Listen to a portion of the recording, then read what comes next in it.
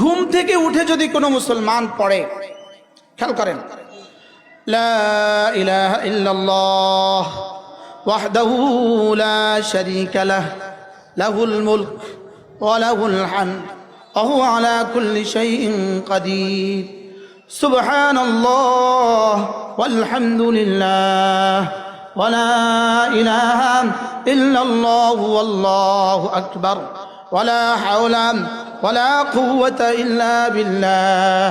আল্লাহর নবী বলেন, কোন মানুষ যদি ঘুম থেকে উঠে এর দূর পড়ে, এতটুকু পড়ে, এরপরে যদি বলে রব্বি গফিরলি, আল্লাহ মাফ করে দেন,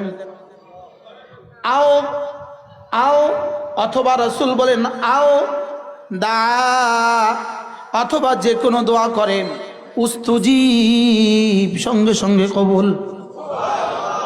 বাড়াতে বাড়াতে বাড়াতে বাড়াতে বাড়াতে বাড়াতে বাড়াতে বাড়াতে বাড়াতে এক পর্যায়ে ফেরেশতা বলে, রব্বুল আলামিন, তোমার এই বন্ধুকে আমি কত দিব এটা আমার কলমে ধরে না। এবার রব বলবেন, এটা আমার জন্য রেখে দাও, এটা আমি বসাবো। এবার রব দিতে থাকবেন, দিতে থাকবেন, দিতে থাকবেন, রবও দিতে থাকবেন, দিতে থাকবেন, দিতে থাকবেন। রব যদি দিতে থাকেন, কত দিবেন? রব দিতে দিতে দিতে দিতে এক পর্যায়ে রব্বুল আলামিন বলবেন, ফেরেশতা, ওকে এবার আর আমার পুরস্কার দিয়ে ধন্য করব না, ওকে এবার আমার দিদার দিয়ে ধন্য করে দিব।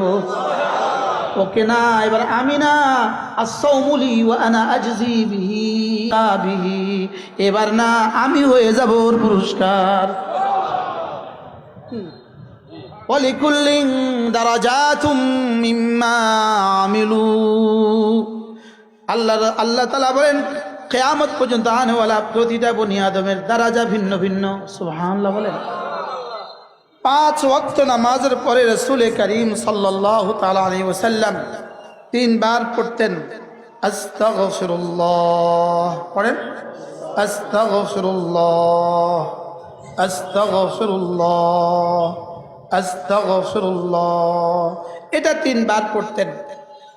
করাচির হযরত ওয়ালা রাহমাতুল্লাহ আলাইহি বলেন, আচ্ছা, নামাজ পড়ে কোন গুনাহ হয়ে গেছে, এখানে আমি আস্তাগফিরুল্লাহ পড়বো কেন?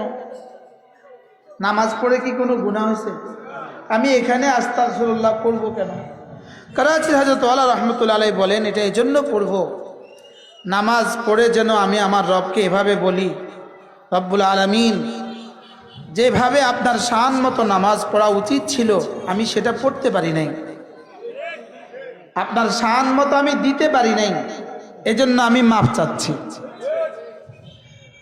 আমাদের রশিদিয়ার হযরত ওয়ালা হযরত মাওলানা মুফতি শহীদুল্লাহ সাহেব দামাত বারাকাতুহুম, তিনি একবার বলেন যে ইস্তেগফার, নামাজের পরে ইস্তেগফার কেন করব জানো?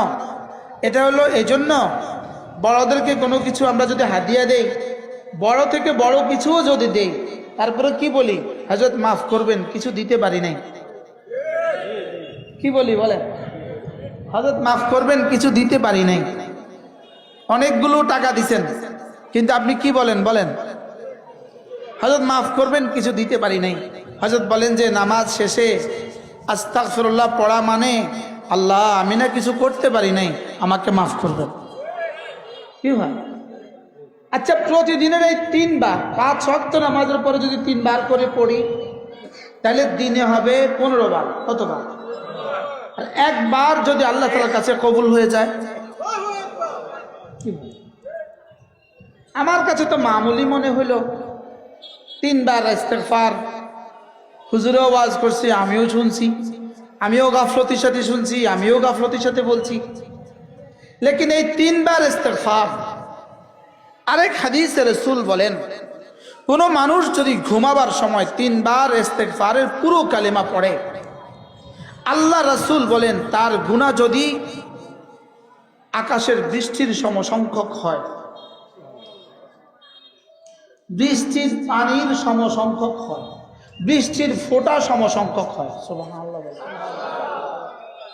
কি বলছে বলেন? পৃথিবীতে যত বৃষ্টির পানি হয়েছে, সমস্ত বৃষ্টির ফোঁটা সমসংখ্যক হয়।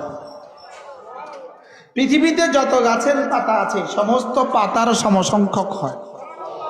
পৃথিবীতে যত ধূলিকণা আছে সমস্ত বালিকণার সমসংখ্যক হয়। রাসূল বলেন ঘুমাবার সময় 3 বার ইস্তেগফারের পুরো কালিমা পড়লে আল্লাহ তাআলা সমস্ত গুনাহ মাফ করে দেবেন। আর কোন সংবাদ শুনলে আমি আর আপনি পড়তাম?